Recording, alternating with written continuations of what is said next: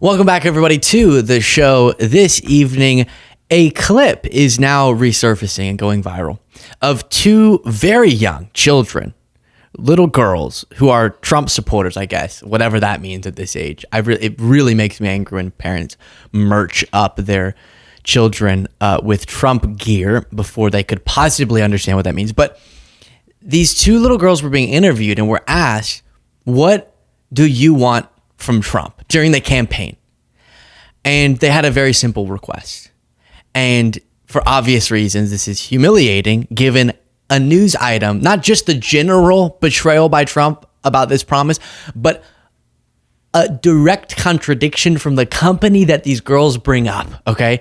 So really fascinating stuff. Justin Wolfers posted this. I saw a lot of other people posting it as well. These girls are asked, and for our podcast listeners, just to sort of imagine, they have Make America Great Again hats on, a Trump hat and a Trump shirt, and Trump girl is on one of the shirts. And they just have a simple request from Trump. What do you want him to do? What do you want him to say today? I want him to lower prices and lower the taxes and make Barbies cheaper. Make Barbies cheaper? Yeah. Tell me more about that. Have they gotten expensive? Yeah, and Polly Pockets. All my favorite toys are so expensive. Yeah, first of all, again, this was back during the campaign. Some parent, insane parent, told them to say that. But whatever. But they had a simple request, which is make Barbies cheaper. Okay? Make Barbies cheaper. And Polly Pockets, whatever Polly Pockets are. And the New York Times reports Barbie maker Mattel plans to raise prices because of Trump's tariffs. You gotta settle. Mattel, the U.S. toy company, said it would increase prices of some U.S. toys, citing levies on Chinese imports. And then there's a photo there. If you don't know what a Barbie is, there's some Barbies.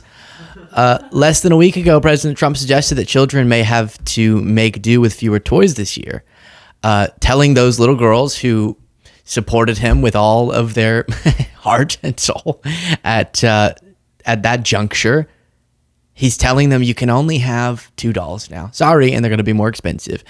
On Monday, Mattel, the U.S. toy company and maker of Barbie, said it would raise prices on U.S. toys because of Mr. Trump's 145% tariffs on imports from China. Now, if you thought this couldn't get more bizarre, he broke those girls' hearts, all right? That's number one. But then, and it is obviously just indicative of a broader betrayal. He sold a bill of goods. He sold a lie to the parents of those girls, and millions of Americans saying, no, don't focus on my authoritarianism. Don't focus on those things. I'm going to make things more affordable. And then he did the opposite. But number two, he seems to think Mattel, or at least he says this, is a country instead of a company. Mattel, I don't know, I'm not so sure. They also said, they're the only country I've heard, they said, well, we're going to go counter. We're going to try going someplace else. That's okay. Let him go, and we'll put 100% tariff on his toys. And the country of Mattel, all of these beautiful people walking around, but they don't have private parts. Very strange. They said very strange. Very nice houses, though. Pink cars. Mattel, I don't know, I'm not so sure. They also said, they're the only country I've heard, they said, well, we're going to go counter. We're going to try going someplace else. That's okay. Let him go, and we'll put 100% tariff on his toys, and he won't sell one toy in the United States, and that's their biggest market. A man came to me from Mattel, big guy, strong guy. He said, I'm Ken, you got to lower these tariffs. My girlfriend's getting very upset. It's too easy. Yeah. I heard that. I mean, I watched this guy talking about how I'm going to go counter. I said, well, I wouldn't want to have him as an executive too long. Yeah, so very just confusion there, but I guess he meant to say the company of Mattel, and he doesn't care and doesn't have much of an answer to the people that we started with. But let's get to Ted Cruz, who is now, with all of the panic about what this is doing to Republican popularity, to the country itself, Senators like Ted Cruz are out there begging Trump, stop listening to Peter Navarro and being so crazy on tariffs. If you do appreciate this show, please do click the subscribe button. But there are those in the administration who, just like tariffs, want trillions in new taxes. And they're the exact same people who are saying, gosh, we should raise taxes on the top level, and that would be a tax on every small business, every job creator. And you know what? That's what Kamala Harris campaigned on. That's what she promised. And I got to say, the folks in the administration, they've decided to call themselves populist, but just being a Democrat and wanting higher taxes and more regulation, that's not populist. That's embracing the failed ideas of Jimmy Carter and Joe Biden. Let's not do that. Let's be real populist, which means fighting for blue-collar workers and jobs. That's what I'm doing every day, and I think that's exactly what President... Hey, Ted, and this is a compliment. You can put it back up. I think some people will say, oh, Luke, you say that you don't make fun of people's looks, but now you're saying, no, I'm saying a compliment. I can compliment you, right? These days you can't even say someone's beautiful. You'll get canceled, Trump says. Ted, I really love your look. I really love your look right now. I'm really loving the beard. I'm loving the whole vibe. I'm loving it. It's nice. It's a compliment. I think it's really working for you. President Trump is doing as well. Well, Senator, have you had that conversation with President Trump? Because clearly he's not doing exactly what you're saying. On which piece? A couple of them. Well, a whole bunch of them, right? There's still a conversation. The tariff piece is right there. You just said that you don't like the tariffs and you'd like them to be negotiations. He is trying to negotiate, I guess, but I think we still don't know. If you look at... You remember when Ted Cruz had a mullet?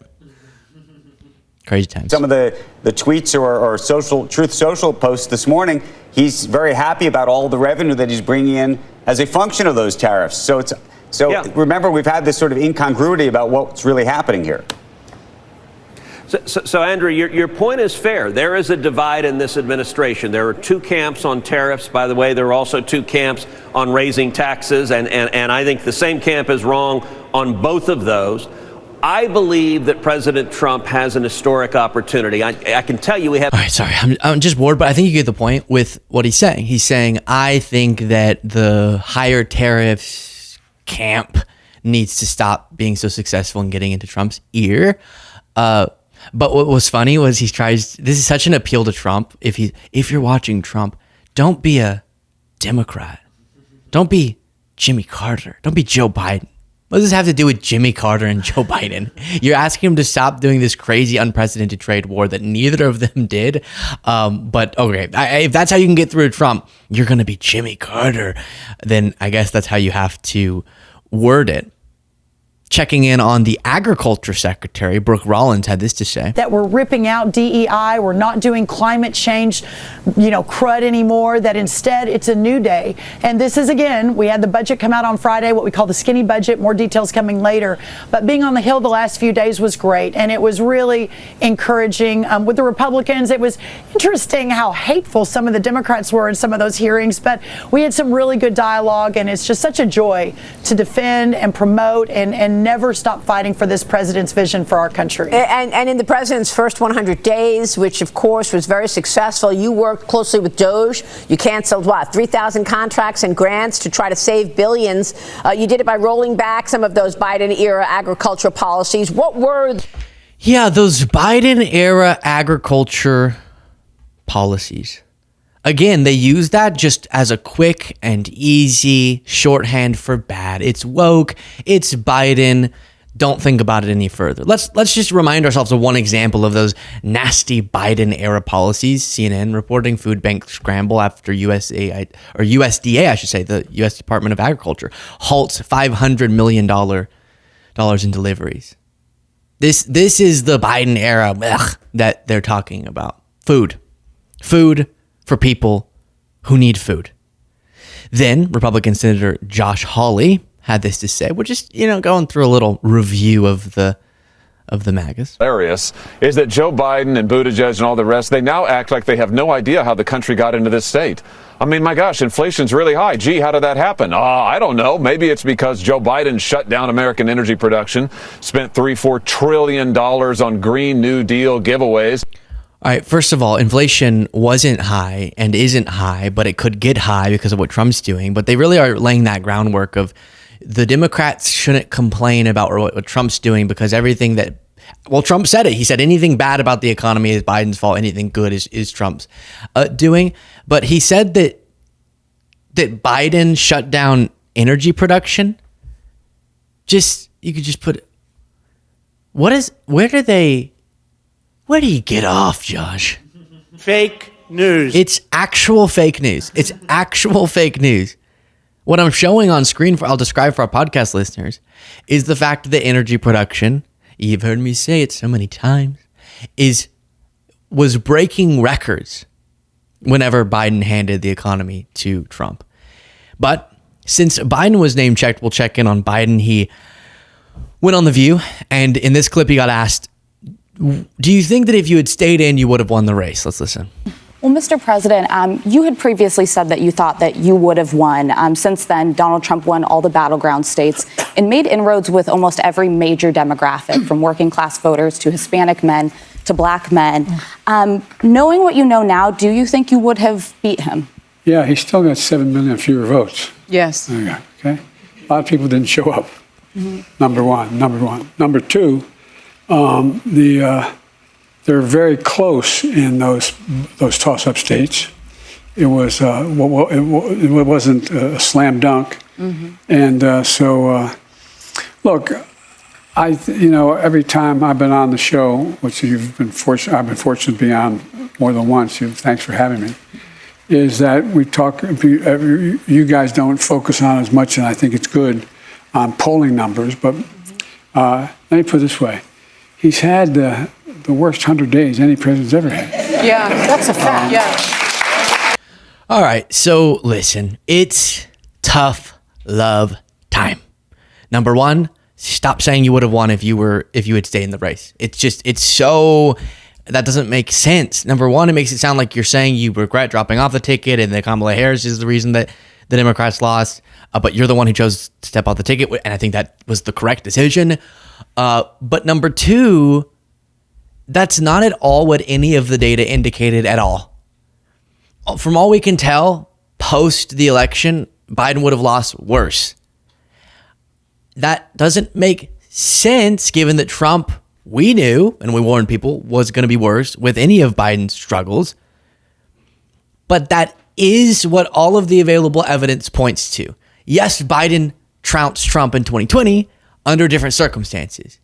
Was it rational that Americans kicked Trump out overwhelmingly and then wanted to put him back in? No. Is it where they were headed? Yes. Could the Democrats have done better? Yes.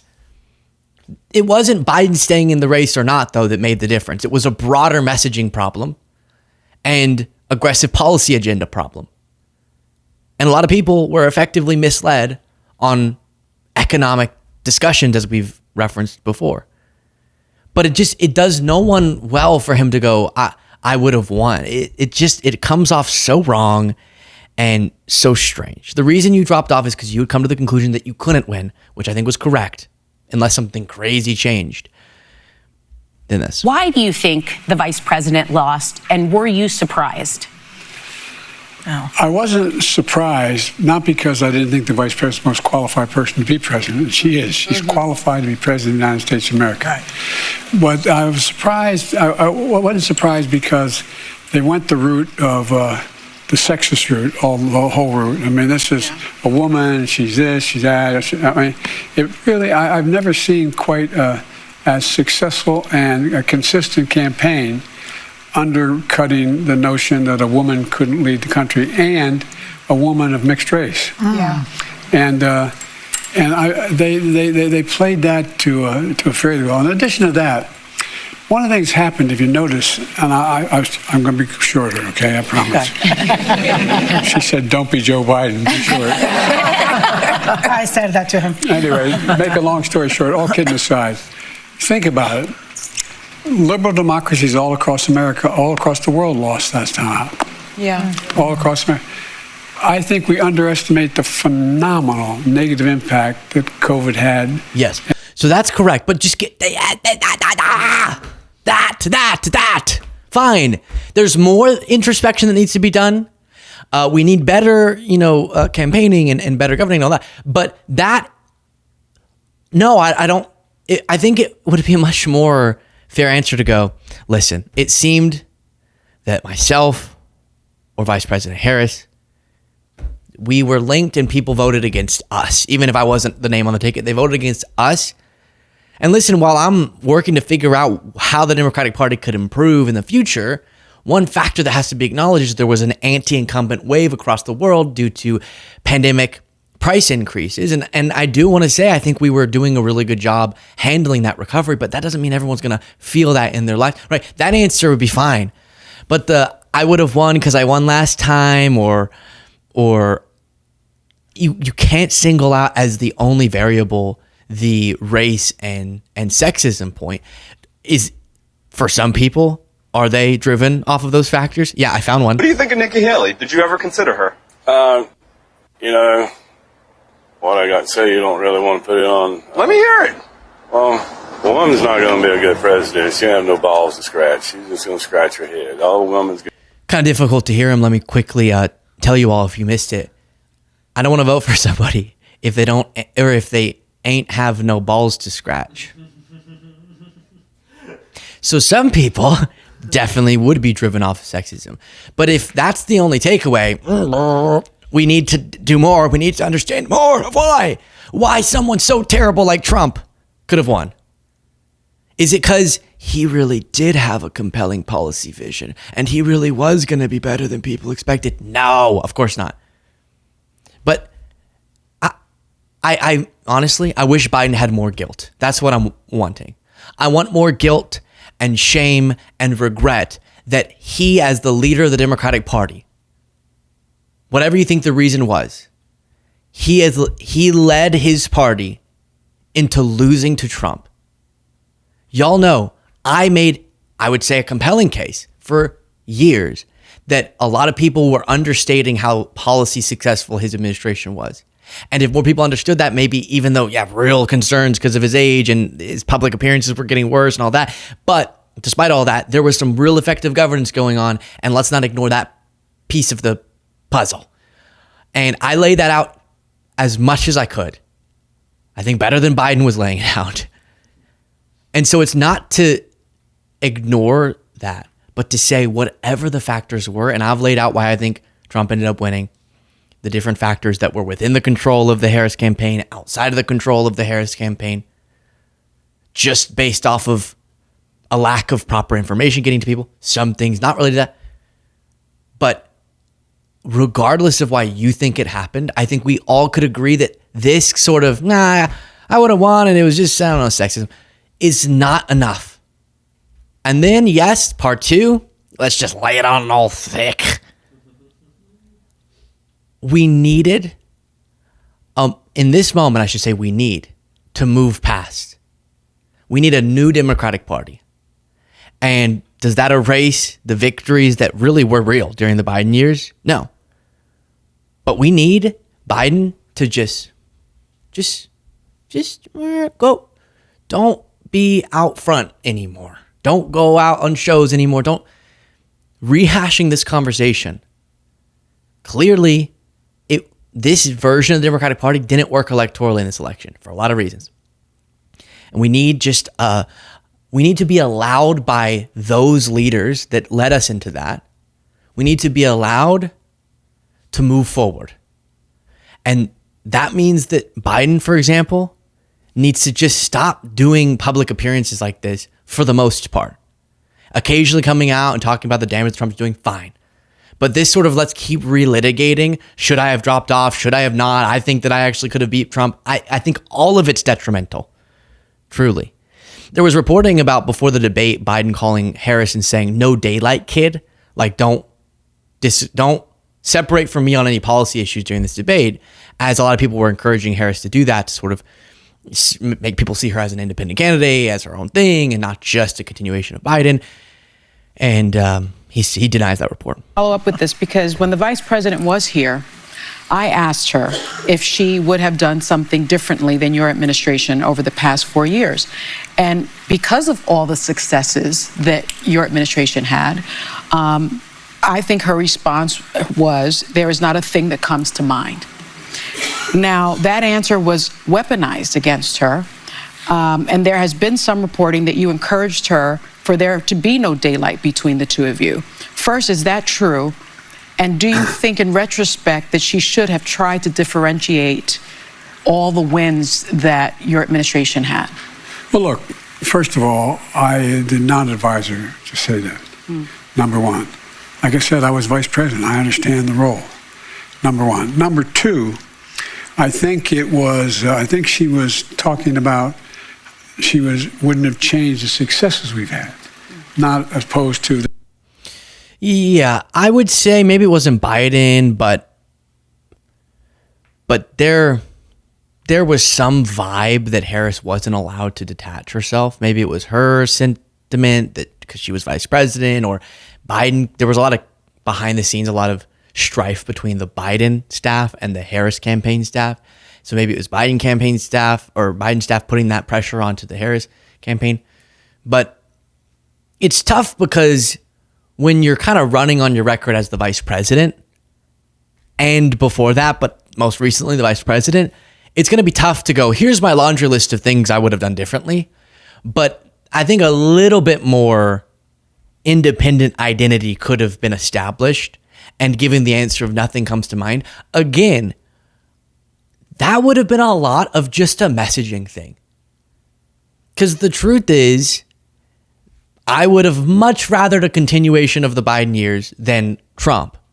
And so for a lot of people, her saying, no, not really, wasn't perfect, but is enough to vote for her. But for the crucial set of voters, they needed to hear something's going to be different. Because right now we're in an environment, a lot of this was extra exacerbated by the pandemic conditions. And then some of it's just underlying, where people are so fed up with the status quo. They want systemic change. They want radical systemic change, something different.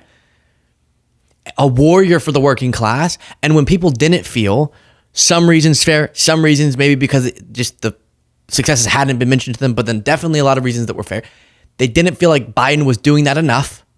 And so Kamala needed the opportunity to separate herself a little bit and say, I could be that generational leader. And she didn't do that. And that did hurt her.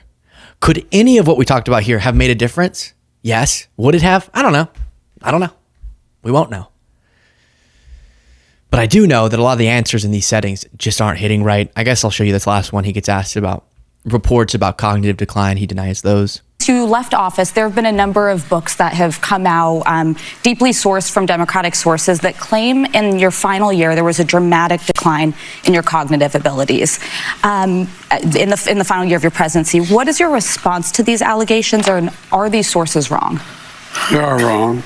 There's nothing to sustain that, number one. Number two, think of what we're left with. We're left with a circumstance where we had an insurrection when I started. We did not sense a civil war. We had a circumstance where we were in a position that the pandemic, because of the incompetence of the last outfit, end up over 1 million people dying. And we're also in a situation where we found ourselves unable to deal with a lot of just basic issues, and which I won't go into in interest of time. And so we went to work. Yeah. I just have to, y'all know how much I went to bat for the policy record, and I stand by that. I gotta be transparent. None of this is helping. Most people do believe there was real decline. And so telling them, nah, that's all BS. And even just being out publicly doing things when right now the Democratic Party's approval is really, really low, and that needs to get up before elections. It's just none of it's working. It's not right, Joe. I'll whisper. I'll do the Biden whisper. Guess what? Grows the economy. So thank you for the good things that you did.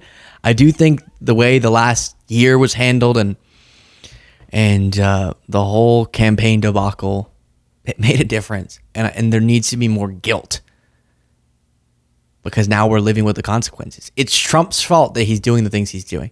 It's the voters voting for him that are to blame for the things that he's doing. But Biden can't control that. He can control that he was the leader of the Democratic Party, and that party, even with its successes, wasn't able to organize themselves effectively enough to defeat Trump. And for that, they should have some guilt. Share your thoughts in the comments.